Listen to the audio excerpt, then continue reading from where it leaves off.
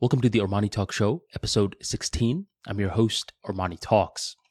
This show is designed to help a lot of hard skills related fields such as engineers, accountants, introverted entrepreneurs to learn more about soft skills. How can you carry yourself in the work atmosphere? How can you carry yourself in your first ever conference? Things that come easy to a lot of lifelong popular kids aren't that easy in general. I mean, how do you make a friend with someone? How do you stir up small talk with a stranger? These are topics that the ArmaniTalks show covers. I share a wide range of stories, anecdotes, first-hand experiences, and much more to give you a clear understanding.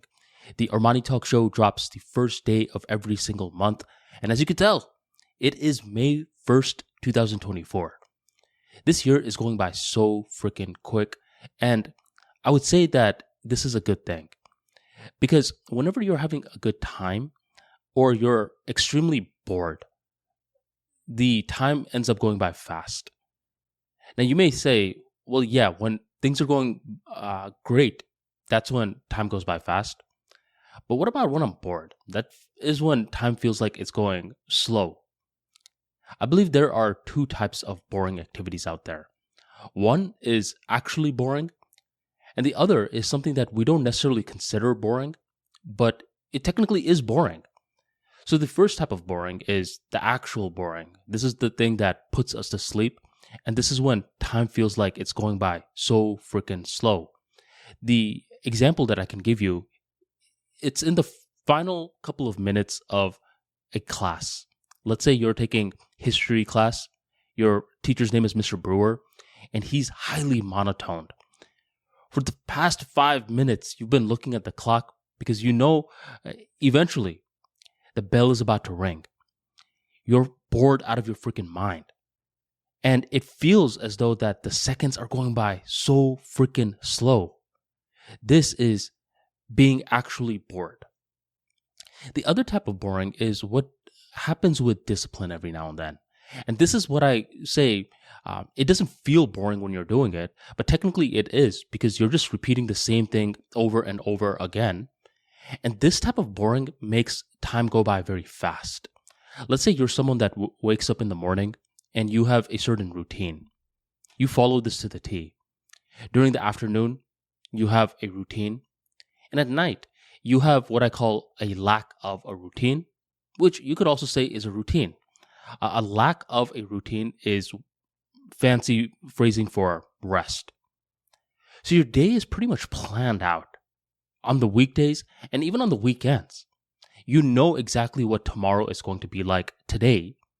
And where this is a good thing because you have discipline, you have predictability, it also becomes a bad thing because all the different days begin to blur together.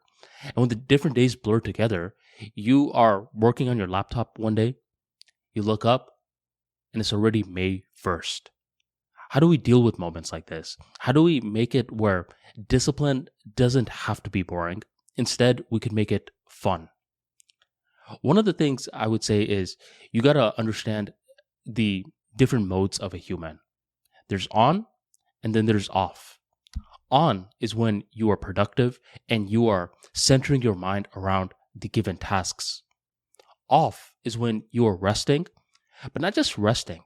You're open to spontaneity. Because a lot of disciplined people, they look at the entire aspect of being spontaneous as a bad thing because it disrupts their routine. Where I'm trying to tell you that you need to have that certain zone where you are okay with being a little spontaneous, and sometimes this will be forced on you. Let's say you're a first-time parent. You can't be as disciplined as you once were. You're trying to be disciplined, and suddenly the baby starts crying. You are such a disciplined guy, but recently you got in a relationship, and the girlfriend, she doesn't want you to be disciplined all the time. As a matter of fact, she's going out of her way to say, no, look, you're being too disciplined. You need to give me some attention. And when you give me attention, you need to be spontaneous. Other times, life will break you out of your disciplined routine. I mean, imagine that you have your day planned out tomorrow and then boom, someone crashes into you. Now for the next couple of days, you're going to have to deal with that. How does it work to get the insurance involved? Do you even want to get the insurance involved? No, let's talk to one of those private car guys so our insurance rates don't increase. Life is giving you spontaneous moments, and this is when it's good to prepare early. For a long time, I was disciplined, and I still am. In undergrad, though, I was so freaking disciplined because my final year in engineering, I had to take so many freaking classes. I think I was taking 21 to 24 credits, which is a lot. I believe the average is 12 to 14 credits. I'm taking double that. So what happened was I was just going to school, coming back, and studying. I wasn't socializing at all. And you could say, okay, my brother was my roommate, so every now and then we would talk. Other than that, I wasn't talking to anyone in class, and I wasn't talking to people besides my brother at my place. I was disciplined. I had my routine down to the T. That semester just flew on by. As I'm recalling it right now, when I'm sharing this story, it just feels like a blur. And if you ever have those moments when you turn off your social ness, whatever you call it, the sociability factor for a long time, what eventually happens is that you somewhat have to relearn social skills. Every now and then I could tell someone who has not talked to someone else in a really long time. They're a little bit more jittery in their movements. They hate silences a lot, and they're just rushing things a lot. That year, when I was in undergrad and I was taking 24 credits, after that semester was done, one day I get invited to a party, and as I'm about to pull into that party, I was so nervous because I hadn't been social like this in a while. And you'll notice this. A lot of the times you won't be social for a long time. And when you suddenly become social, you're surrounded by a bunch of people. Not just a one-on-one, let's say coffee meetup. You're surrounded by a group of people. And that's what happened to me. So I basically go into this party and a bunch of people are asking me, Arman, man, where you been, bro? You been hiding in a cave, bro? And I'm over here having to explain myself. And I'm trying to get back into it, right? I'm trying to make some jokes. I remember specifically, there was this one girl, I guess I was joking a little too much to, and she got mad. She's like, go away. I was like, what the heck? Right? But she was saying go away in this very sarcastic sort of way, where obviously she didn't mean go away. She meant like, come on, go away.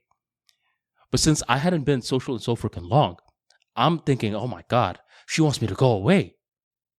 So when you're not social for a very long time, you develop this very clunky personality. And that's why it's important to be disciplined. That's a very good thing. But every now and then you want to turn off that discipline. At the end of the day for me, for example, I'm resting.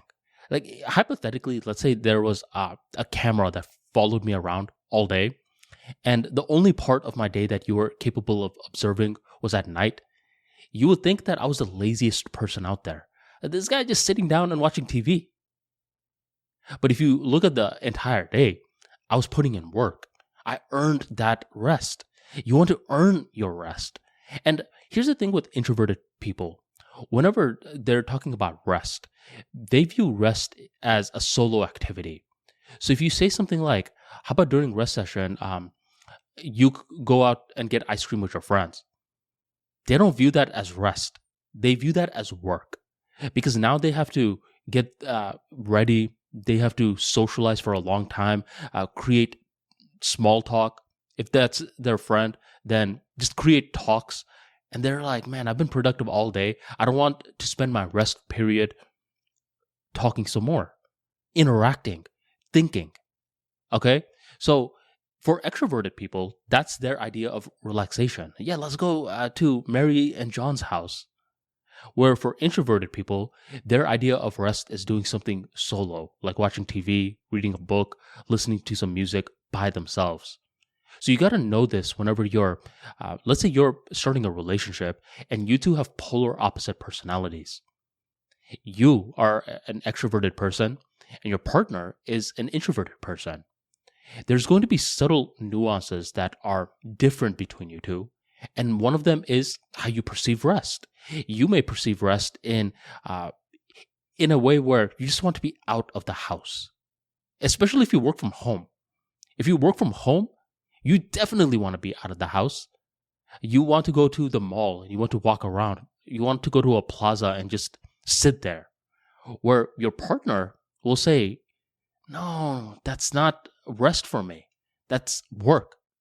I have to drive. I have to get ready. I have to talk. I don't want to do that. I want to rest. And due to this different perception of what rest is, what happens to a lot of couples is that they begin arguing with each other. A lot of couples, they argue about things that one person does not see to be a big deal at all, and the other person views it to be a huge deal. Where I would say in 2007, this was one of the final eras where we could tell what people consumed. Where back then, there were I call it the big three: MSNBC, CNN, Fox News. They were the news channels. Then there was ESPN. Those were the sports broadcasts. Then there was Disney, entertainment for kid. I mean, based on what you look like, how old you are, I could pretty much tell exactly what you consumed on the daily. Now, introduce the internet. Things change, where I will look at someone. I actually met this Russian girl, very soft, feminine, sweet girl. And we were talking. I was like, well, what's your favorite type of music? She was like, hardcore rap. You? It's like, you? I would never be able to predict that by looking at you. How does a sweet girl like you even discover hardcore rap? Not regular rap, but hardcore. So nowadays, you can't just look at someone and be like, I know exactly who you are, bud. You have to be somewhat patient in figuring them out. And during that process of figuring them out, you will see that they are super calm about 9 things. They're so chill. But one thing they are adamant on. And that one thing that they are adamant on is something that you have the exact opposite philosophy for. So if you guys are fighting back and forth, what's going to happen? Neither party is going to get their way. And eventually what's going to happen is that you guys are both going to end it. One book that a lot of people that were born in the 90s to the late 90s should read, especially if they want to be more patient in their relationship, is Michelle Obama's book. I believe it's called Becoming, where in the book, she talks about how there were many years that she didn't like Barack Obama. Just think about that. They've been married for a long time, but there were periods within their marriage where she didn't like him. Now, someone from our generation, they're thinking, okay, well, if you didn't like him, why didn't you just end it? Because this is the point that she's trying to make in the book. If you view their entire relationship, let's say it's been 20 years, and 6 of those years were bad, are 6 years going to wash away the 20 years? No. It's because 6 is a minuscule part, especially when you look at the big picture. And that's the idea that she was trying to tell the readers. Look, there's going to be a lot of times when you are not vibing with your partner at all. And if you hear her story, you'll see why she didn't vibe with him. Mind you, she never wanted Obama to run for president. Because the second that your partner runs for the presidential role, your life, it's going to take a big hit. Suddenly, there's going to be cameras all around you, micro-analyzing you, your kids, your family. What's your story? A lot of rumors are going to float around you. And the thing is, she was already a successful lawyer. So she's thinking, wait a minute, I have a career too, right? And now I have to put everything on the back burner just so you can be a president? And you're so young too, Obama. So these were the arguments that her and Obama were having. And at the end, she was like, okay, Obama, I got your back. But in the beginning stages, Obama didn't notice the sacrifices that she was making for him. She thought, here I am. doing all this stuff for you, and you're just taking me for granted. So in the beginning, Obama had these blind spots towards her. And due to having these blind spots, her resentment in him grew. The main thing that she was trying to say was, yes, my resentment in him grew. I expressed myself. We eventually worked it out. And nowadays, we're still together and we have 2 beautiful daughters and we have a stable household. So that's the kind of perspective that a lot of people within our generation lack. And the reason why is because we have a thing called the instant gratification culture where things come quick. And the thing is, whenever something comes really quick for someone else, they're going to market it, right? And they're going to sell classes on it where it fools you into thinking that it should come quick for you too. But if you actually look at this person's story, you will see that it's not really quick for them either. They're actually leaving out a lot of crucial details. And I see this a lot with, let's say, the Amazon business model, where a lot of these guys say, oh yeah, I built a successful FBA store within 6 weeks and you can too. I think that is possible. I won't deny that. But if you research these guys' story, you'll see that that's not the full picture. They're only presenting their story from the lens of the Amazon business model. But they were involved in so many different business models prior to Amazon. So rather than presenting their story simply from the Amazon business model, they should be presenting it from the lens of business models. And then you will see that they did affiliate marketing, they did KDP, they did Shopify, they did influencer marketing, and eventually they were led to the Amazon business model. The thing that they claimed took them 6 weeks actually took them 6 to 9 years. You're not going to become great in something within a couple of weeks to a couple of months. That is how I can immediately spot these get-rich-quick schemes. When they promise you that something great is going to happen so freaking quick. Think about your nervous system. Your nervous system requires time to gather information, to feel the pain of failures so it can avoid the failures in the future. That's how you become great at something. You introduce so much failures into your life that your nervous system doesn't like that. And eventually what begins to happen is that you try to stray away from that into perfection. So you don't just get perfection from the beginning. You don't actually get perfection at all, but I'm talking about something very close to perfection where we've all seen it. We're consuming some form of art. We're like, wow, this person is flawless. They're not really flawless. Where if we knew a lot about that subject, we'd say, they did this wrong. But from the whole, they seem perfect. That's how I'm using the phrase perfection. That is born through running away from pain.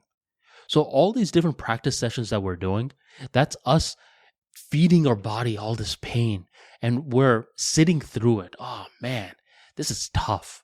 It's like if you're a basketball player, all the game winners that you missed. If you're a public speaker, all the times that you forgot a point. If you're a driver, each time you got a fender bender or got in a car accident, your body is being fed that data so it could run away from that data so it can eventually do things the right way. Whenever you see someone that is a master in a field, understand that they felt a lot of pain. And this is why I think whenever you see someone that is highly skilled, do not view them as a punk.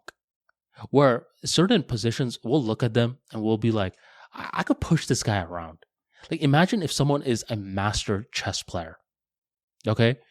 We look at him, we're like, what the heck? Look at this guy. This guy is a wimpy looking guy. Skinny, no arms, pale. I could beat him up right now if I wanted to. It's very easy for us to view them as a punk. But for them to become great in any field, understand there is a baseline level of tenacity that's there. They have some level of perseverance. Maybe a lot of the times you won't perceive what they went through as pain, but they did in context to their life. So for example, they were training for years for this one chess competition, and on the final round, they made such a silly mistake that haunts them to this day. Whenever people make mistakes like that haunt them to this day, they will quit the field altogether. But this person, 6 years later, is still doing chess competitions. Automatically, there is a level of tenacity that is there.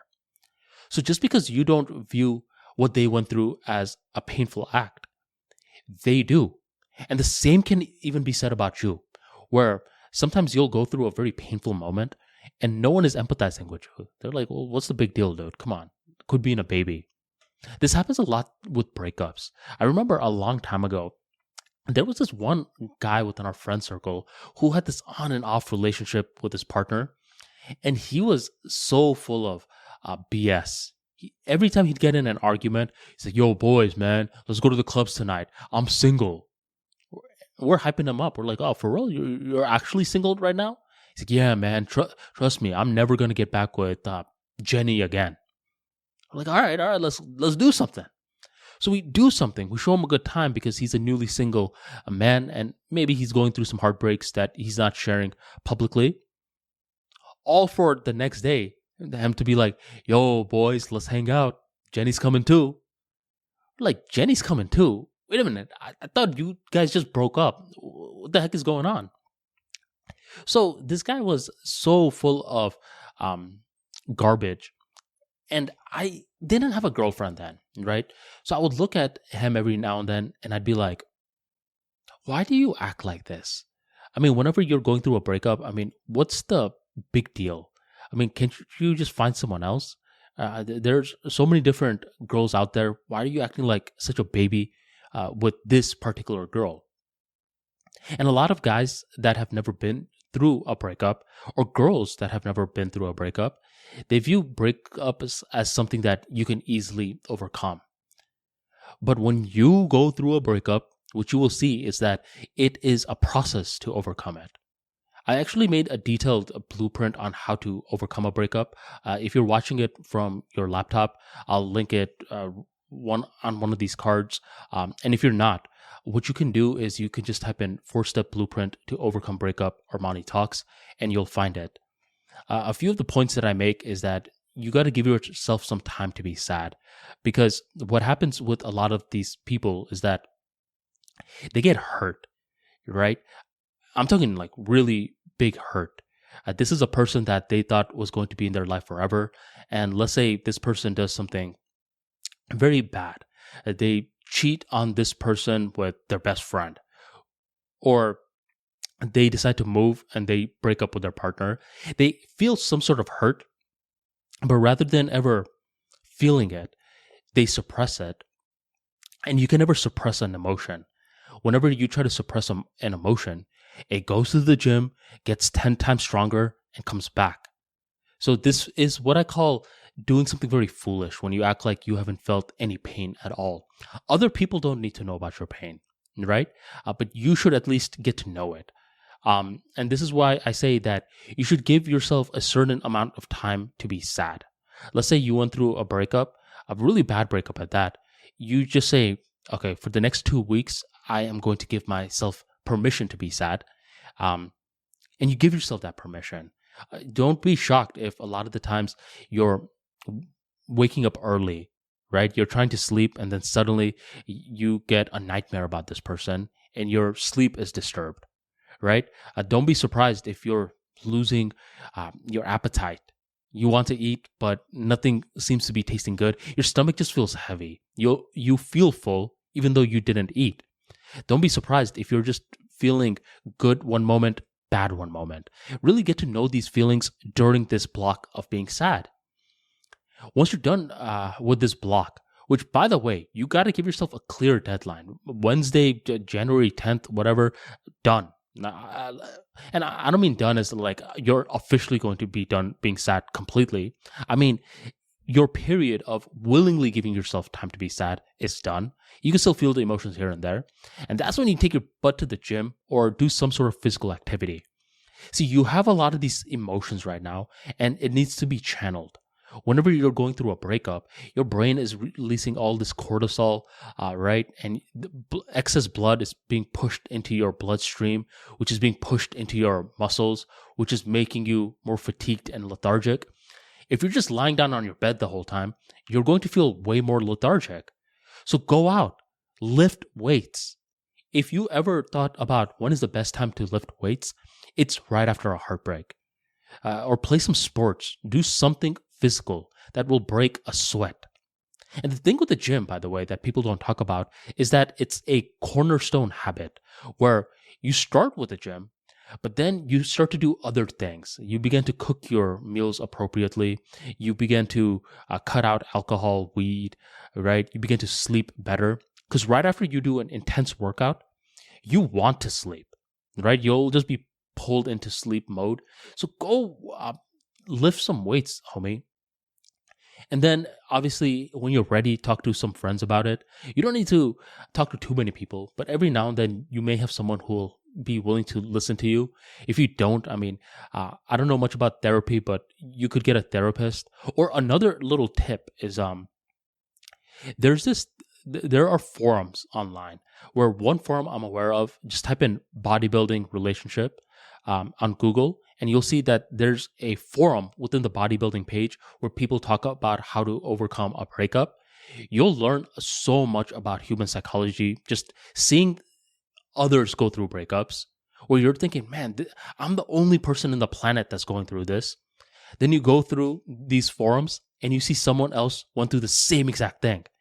And when you see someone else went through the same exact thing, you're like, oh man, I actually feel kind of good right now. And eventually, if you work up the courage, you could write a post yourself like, hey guys, this is what happened to me. Any advice? Some forums are a little weird where if you just come, you never contribute, and you just ask for advice, they downvote you. But see whatever the forum is like. But eventually you want to talk it out. You could even journal, right? You don't have to talk to other people. But if you could try to get to know yourself better, especially in this journey of overcoming a heartbreak, you will be way more empathetic towards others, and you will be more empathetic towards yourself. And I haven't brought this part up yet, but there is no reason you should be keeping in touch with an ex unless you guys have kids. If you guys were, let's say, high school sweethearts or whatever, doesn't matter. Cut all ties, throw away all pictures, all gifts, right? There are like polarized advice where others are wrong, where they say, yeah, keep in touch with the ex. I mean, they were a significant part of your life. Absolutely not. Because then you're never going to overcome this person. And in the future, what's going to happen is that they may have moved on and you're still like this pathetic guy that is completely an unprocessed mess. Cut off all contact, right? Block them on anything, even friends. Like if you know for a fact that if you go watch this one friend's Snapchat story and that your ex is going to be there, unblock or block them, like delete them. You don't owe anyone else explanations in this scenario.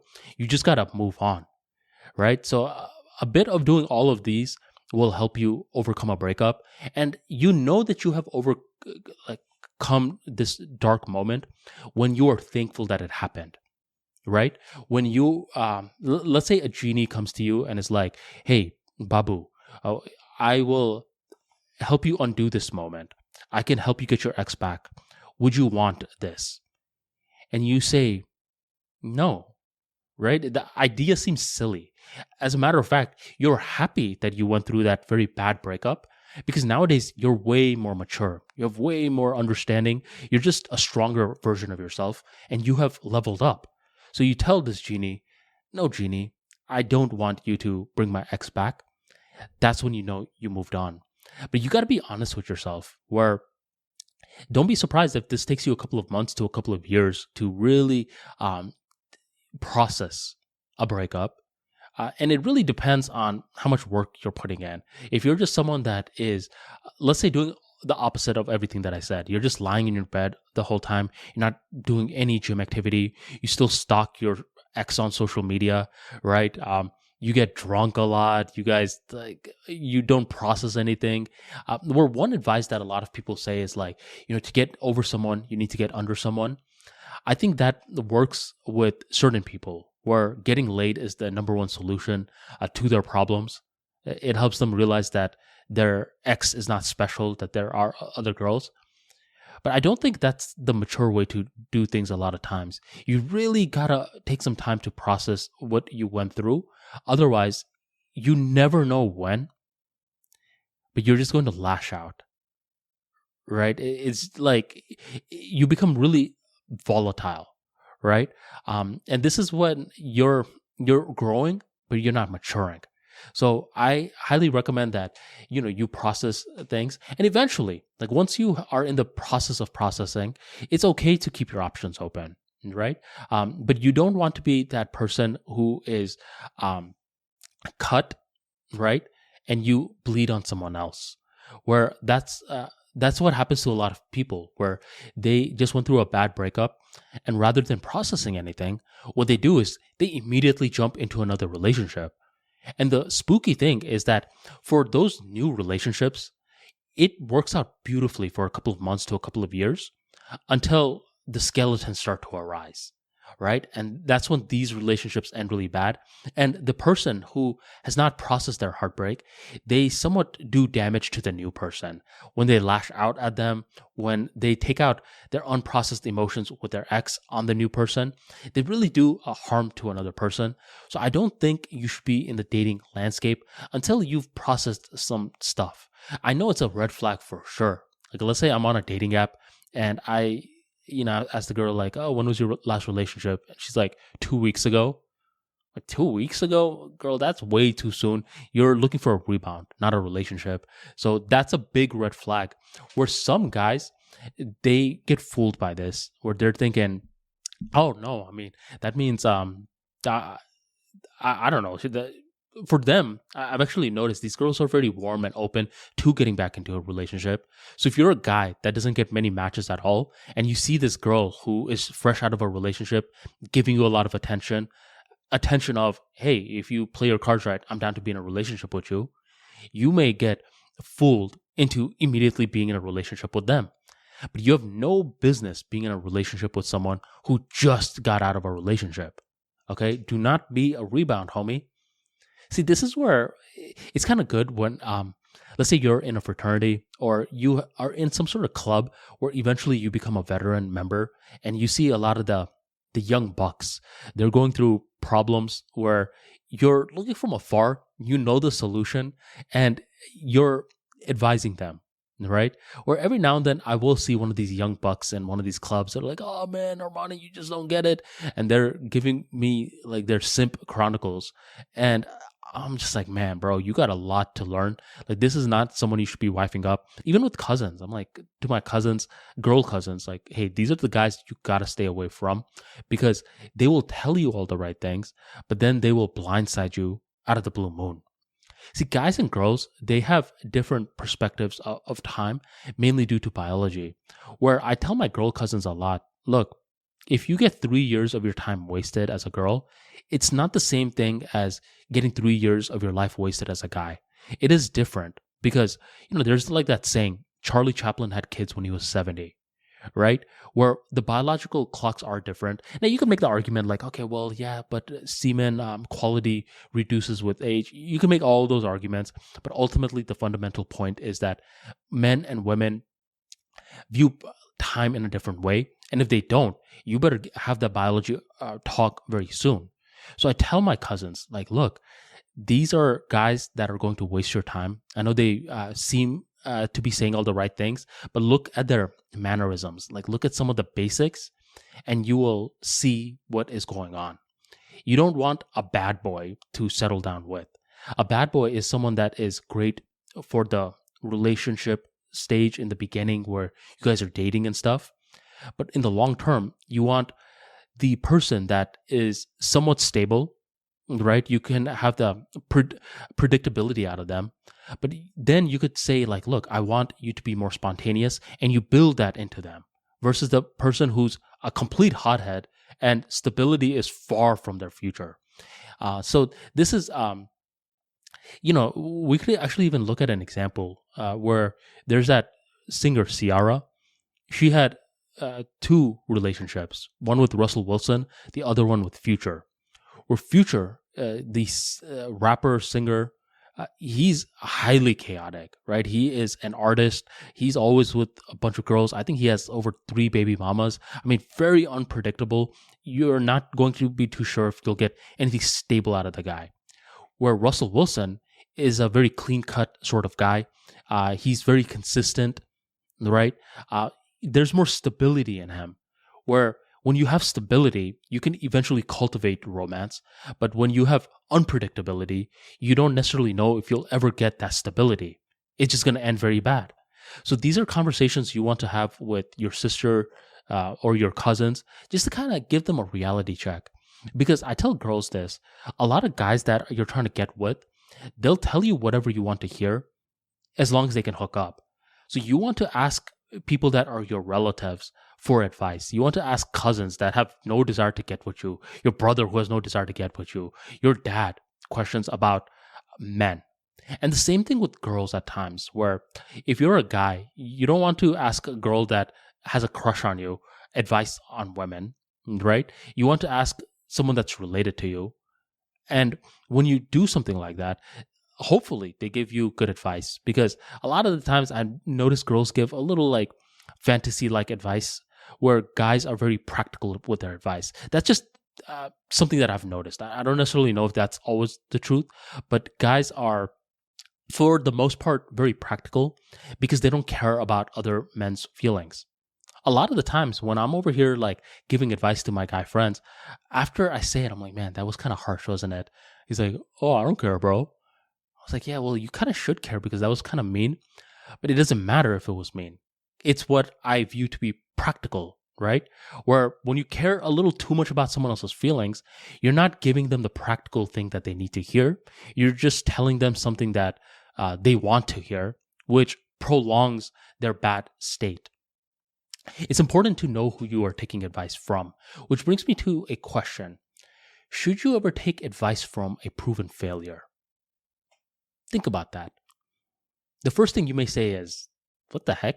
Hell no. I mean, if he's a failure, I don't want me to be a failure too. I would actually say you want to be open to their advice, because they may be a failure in a lot of parts of their life, but other parts of their life, they're actually good in. One of the examples I can give is the guy that is very, very, very bad in terms of their career. I knew a guy like that where he would work in a gas station like really late into his 20s. I'm like, dude, what are you doing? Right? You should be doing something else with your life rather than working in this gas station. And it's not like he's trying to own a bunch of gas stations. He literally has a boss. I'm like, come on, bro. Like, do something more with your life. So it's easy to view him as a failure there. But the thing that he's very good at is that he has such a freaking magnetic personality. I mean, I learned a lot about charisma from this gentleman who, when he walks in, like you feel his presence. With weddings, you want to invite him to the wedding because you know that this guy is going to be making it lit. So for him to develop that type of charisma, he must know something. Right? And it's not just with social skills. He must know things about life. So it's very easy to just say, well, you're a broke guy. And I see advice like this a lot on social media. Like, never take advice from someone who's more broke than you. And I agree to a certain extent, where if you don't have a successful business, you may not want to give too much business advice. But what you can do is give the perspective of a consumer. Like, for example, I don't necessarily need to run a McDonald's to tell McDonald's, yo, your guys' service has been sloppy as of late. Speed it up just a little bit. So I could give a solid advice there because I'm coming at it from the lens of a consumer, not from the lens of a business owner, where a lot of these failures, what they do is they go to a business owner from the perspective of a business owner. I'm like, dude, you have not run a business, so shut up. Instead, come at it from the lens of a consumer. So for example, let's say your buddy has a YouTube channel and you are not liking some parts of their YouTube channel. Rather than coming at them and being like, hey, this is how you get more subscribers, right? Instead, you say, hey, can I give you some honest advice? If they say yes, you can say, well, like the beginning of your videos, it seems a little stiff, right? Eventually warm up. I just noticed like I really like watching your talks, but just the beginning of it, it sounds a little stiff. Okay? So now you're coming at it from the lens of a consumer, where this guy will be like, oh, okay, I actually didn't even notice that. And boom, they may implement your advice. So that is how you give advice, even if you don't have experience within the field, where a lot of fights are born in the sports world because of that. a lot of athletes and journalists hate each other because the journalists and the analysts, you could say, are giving advice to the athletes. But the athletes are like, you never played. So, I mean, how are you going to tell us what to do? And then the analyst gets very defensive and they're like, well, I've been covering this sport longer than you've been alive. And there's this big fight where in the analyst and the athletes scenario, it's difficult because, each person is getting paid for a certain task. So there are clear rules to this. But in your day-to-day interactions, you just want to understand that whenever you're giving advice, you want to package it correctly. Where, let's say you don't have kids. If you're over here coming at a parent and you're saying, here's what you should be doing, they're immediately going to be turned off because they're thinking, this person who doesn't have kids is telling me how to raise my kids. What I believe is better is you tell them a story of, hey, like you notice that they're yelling at their kid a lot and they're calling their kid stupid. And in the future, you just say something like, yeah, my dad, I guess he did a number on me because he used to always call me stupid growing up. If it actually happened to you, of course. And now they're thinking, oh man, right? Like this person is telling me a story of how their dad did a number on them by calling them stupid. And here I am calling my kid stupid. And now they're way more likely to take your advice versus if you're like, hey, you shouldn't call your kid stupid. Where when you directly tell them, hey, you shouldn't call your kid stupid, that actually may work. But depending on the advice, they may just tune you out and just boil your entire identity down to, well, you don't have kids. What do you know? So I think taking advice from proven failures is not always a bad idea because they may know something that you don't. It always works like that. Anytime you ridicule someone's intelligence, they will surprise you in a way that you were not imagining. Where us too, we're all dumb in a certain topic. Like I am so dumb. I realized with just some basic things like FaceTiming someone, where I see certain people, they FaceTime on autopilot. Even some of the most introverted, antisocial people, like whenever they're getting a FaceTime call, they'll just answer it. Or I think that is one of the weirdest things to do. Why am I just going to turn that on? And like, I just don't get it, right? And that's something I'm very slow in. But for people that do get it, I'm thinking these people have a different medium that they can build rapport with someone else with that I'm just not opening myself up to. I also think it's because I create content where I'm like literally looking at a camera during my work time. So afterwards, if I have to look at a camera again, I'm thinking, come on, man. Like this again, this is when I am supposed to be off. I don't want to be on. With content creation, one thing that people don't talk about is that there are different parts of your professional life and your personal life that get impacted. Where, let's say you're a YouTuber that talks about ideas on money. It doesn't just end with your YouTube channel. I'm sure, like 100% sure, a guy like Dave Ramsey, who's giving out a solid philosophy on how to handle your money, I'm sure he has a lot of enemies within his family because Dave Ramsey is one of those guys that's like, well, you shouldn't take on any debt. You shouldn't have credit cards. I don't actually watch much of Dave Ramsey, so this is just what I've heard. I'm sure that when he goes to a family gathering, like everything's going well, but eventually one of the relatives like, all right, I'm gonna really argue my worldview with this Ramsey guy, right? It could be someone you don't even know like that. Let's say Dave Ramsey's daughter, her husband's dad, right? And the husband's dad is over here challenging Dave Ramsey while they're trying to have a Thanksgiving dinner. These are the problems that will happen, especially when your content business begins to scale. And different people have opinions on your ideas. And this is when you gotta really understand like what your philosophy is. My philosophy is you can always tell me how to modify my delivery, but don't tell me to modify the message, because that's when we're gonna have a problem. Because the ArmaniTalks business, it's based on speaking from the heart, right? It's built on impromptu speaking skills. So when you're telling me what to say, what you're doing is you're violating a fundamental a principle of the ArmaniTalks business.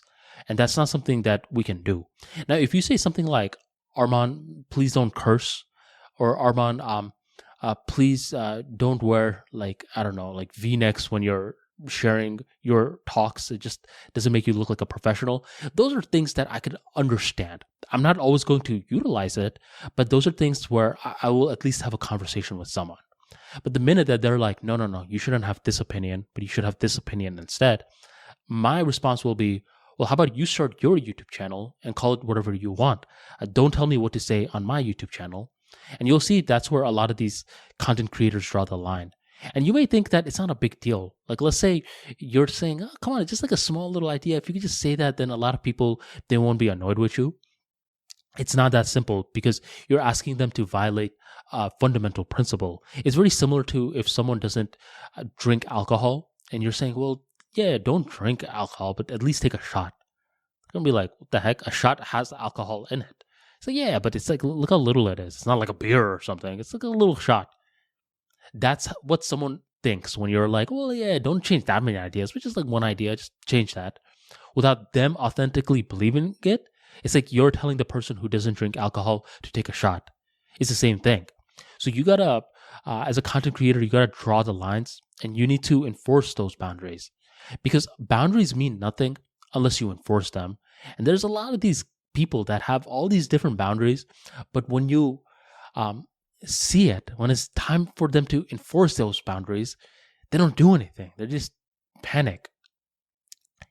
This brings me to a topic that I brought up in my newsletter where if you had a rough childhood, don't expect other people to empathize with your rough childhood once you have reached adulthood.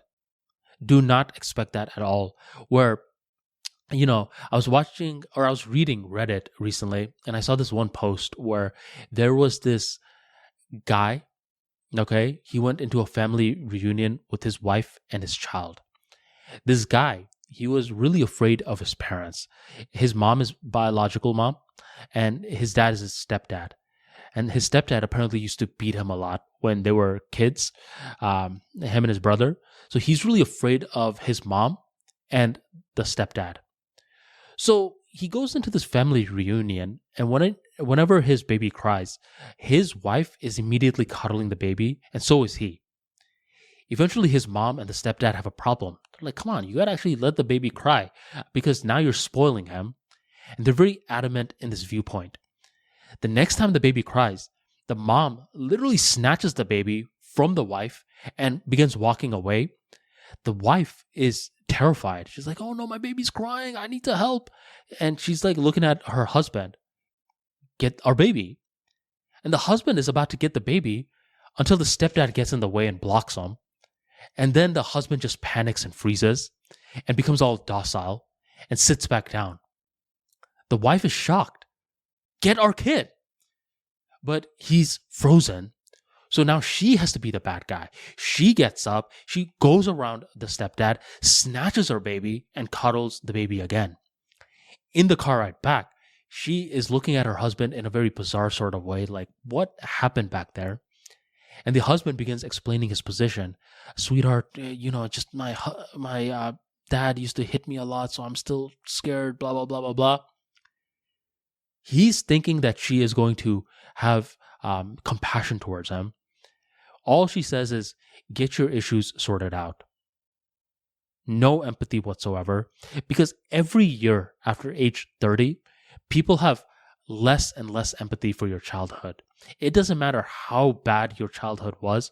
At the age of 30, people are expecting that you have taken some time to make peace with it. And if you don't, what will happen is every now and then you will have a compassionate partner who will sit down and talk through all of these things. But then there's other partners that are going to say, you really got to grow up. Seriously, you're not a little kid anymore. You're a 35-year-old man that's still afraid of your mom and your stepdad. Grow up. And that's when you got to grow up. And how you grow up is really up to you, because the thing with talking to some parents is that they're never going to listen, right? I see a lot of these psychologists online that are like, you just need to talk to your parents. Just sit them down and just talk to them about your feelings. Where a lot of these parents, they don't care about your feelings, especially if they're these foreign parents where foreign parents, they don't talk about feelings. They talk about activities, right? They will ask you stuff like, well, what are you doing? How is your career going? When do you plan to have kids? If you go up to a foreign parent and you say something like, well, Dad, it really hurt me when I was 7 years old and you began making fun of me during my karate graduation. First of all, your dad probably forgot about that. And second of all, he's going to be like, well, what are you bringing this up now for? Right? So a lot of this advice that I see on social media about you just need to talk to your parents, that may work with certain parents, but with other parents, you're literally hitting a wall. So what do you do then? I mean, how do you make peace with them? I think the best way to make peace with them is when you realize that your parents are flawed creatures like you. They are doing the best with what they can. And it's not only about that. They may have not given you the best, the emotional treatment where you guys talked about feelings and everything. But if you view them from a different angle, you'll see that they did other things well. So you want to focus on the things that they did well. And this is one of the ways that you can overcome a lot of resentment towards your parents. So let's say one of your parents hypothetically hit you a lot. That's something that's bad. And it may be tough to find something good that they did, but you have to just ask yourself, like, what is one good thing that they did? And then you're like, well, they paid for my college, right? And like, what does it mean to pay for someone's college? I mean, how much money is going into college? Then you begin doing some research. You're like, oh, that's a lot of money. $35,000 for the year? How did they get that much money? Oh, wait a minute. That means they were kind of revolving their finances around making sure I go to college. Okay. And like, they could have done different things with the $35,000, but they spent it on me. So yes, there was some physical violence and whatnot, but there was also a good part. So you can't necessarily take away, let's say your parents, whatever, hit you and stuff growing up, but what you can add in is your acknowledgement of the good thing that they did. And by the way, what I'm saying sounds very annoying, especially like, let's say you have a lot of resentment towards your parents, whatever age you are. You could be 40 and still resenting a parent for something they did to you when you were 7. Your child's side does not go away. Your child's side is your subconscious mind. So I completely get that. But the thing is, your life gets better when you forgive your parents. The world gets better when you forgive your parents. It's just good karma that you set in. And one way that a lot of people forgive their parents is they just talk it out. But what I'm trying to say is with foreign parents, where there's a huge language barrier, where let's say you're Chinese, your parents are Chinese, they speak Chinese fluently, you speak broken Chinese, they speak broken English, you speak fluent English. There's going to be a communication gap. It's like anytime you're trying to express yourself in Chinese, a lot of nuance is being lost. Anytime they're trying to understand your Chinese, a lot of nuance is being lost. So this is just when it's like, man, you could try to communicate with them, but unfortunately, like, they're just not going to listen. And that's when it becomes imperative that you find other strategies. And one of the strategies is to just pause and take some time to see what they did right. I actually had a client like this a long time ago. I don't know if he was a client or a newsletter reader. I do know this was in 2019. Let's just say he was a newsletter reader, where he hits me up and I was just talking about, just forgiving people from your past just so you could level up. Actually, my book, Level Up Mentality, which is currently available on Amazon, I talk about to level up, you got to forgive others, but more importantly, you got to forgive yourself. So I'm basically breaking down that chapter within the newsletter. And he eventually asks me how he could forgive his parents. I'm like, how old are you? He's like 42. I'm like, dang, 42? You still haven't forgiven your parents? What's your story? And then we were like talking a lot, of going back and forth. And eventually what happened was his parents would compare him a lot to other kids growing up. So in an Asian household, they're very strict with that. Where anything below 90, A is seen as a fail, right? It's considered an F, where he was just constantly getting that right? From his parents. Like, well, Billy did this. Well, Johnny did that. Well, Susie did this. What about you?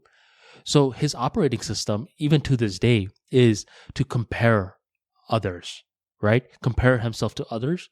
But here's a sinister thing the parents did. Now, in an older age, the son is doing the same thing to the parents. It's like, well, how come you guys are getting old so fast? Look at these guys' parents. They look way younger than you, even though they're older than you. So they're just in that state of turmoil. And I just said, man, bro, this is one of those situations where, it's not good to fight fire with fire. I know I'm just giving you a logical response to an emotional situation. And whenever you do something like that, whenever someone's really emotionally charged up and you're being too logical, they will just be like, this person doesn't get it. So you really got to emphasize, look, I get it. You got to say that multiple times. You got to actually justify their viewpoint before you start going super logical on them. Where you got to say stuff like, look, bro, I get it, man. Coming from foreign households, like, I get it. You're always being compared. A is never enough. A B is like, for most households, that's good. But for foreign households, that's bad, right? You first empathize with them, see where they're coming from. Then you try to splash in some logic, and then just let them do whatever they do. I mean, that's their life, not yours. Some people, they get so offended when others don't take their advice. Or my thing is, that's their life, right? What makes you think that your advice is going to be heard by them? A lot of people pay consultants for advice to do the exact opposite, right? Like, they will pay a website consultant a lot of money to be like, well, what type of site should I build? The website guy says, build it on this platform. And then 3 months later, the guy built it on another platform. So don't be offended if someone does not take your advice. A lot of the times they won't. What you can do is you can just spread good energy, because whenever people do take your advice, they don't forget it, man. Like, it's been so many years for me since giving advice to certain people. I haven't seen them in ages. And every now and then they're like, Armani, I never forgot the moment when you told me X, Y, and Z. I'm like, when did I tell you X, Y, and Z? And then after thinking for a long time, like, oh yeah, I actually did tell you about X, Y, and Z. Oh, it had that big of an impact on you? So whenever you get the right advice at the right time to the right person, they will remember it forever. Because a lot of the times when people are on the verge of quitting, your advice gives them perspective. And when you give someone perspective, it gives them courage. They were just seeing everything that could go wrong, but all you did was you enhanced their perspective. And the thing that's going wrong is seen as such a minuscule thing that they have courage now to overcome that little thing to get to the glory land. So there are a lot of ways to build charisma nowadays. And one way is to become highly educated, tame your ego, and to give others smart advice. Do you like advice? On the ArmaniTalks free daily newsletter, by the way, this is the time for the plugs. The ArmaniTalks free daily newsletter, I give you a lot of advice on different topics, such as social skills, emotional resilience, creativity, storytelling. And some people may wonder, like, why do you cover these topics specifically?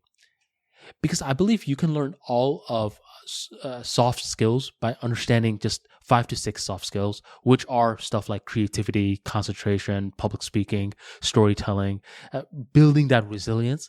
By focusing on the basics, you could understand everything you need to understand about soft skills.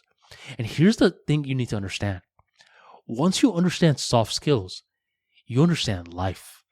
Because think about it like this. What is science? I know people say, well, science is something that, is out there.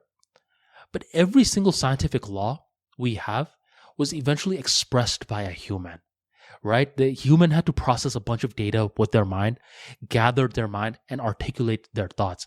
Every single law out there can be traced back to a human. So a lot of the times when you really understand communication skills, surprisingly, you get to understand a lot more about science. Science, the practical reality, communication skills, the intangible reality. When you have a strong understanding of both of these fields, you have way more courage to tackle the different problems in life. So that's what I talk about in the Armani Talks free daily newsletter. It's free. Some people will message me like, man, I can't believe you're literally creating content every single day and you're still not charging us yet. I may charge in the future. So get on it while it's still free. ArmaniTalks.com/newsletter. Sign up, be a daily reader, and fuel your mind with great information to help you level up. If you enjoyed this talk, go on and share it from whichever platform you would like to. And if you're listening to this from podcast, go on and leave me a comment whenever you can. Thank you very much for joining me, and I will catch you next month.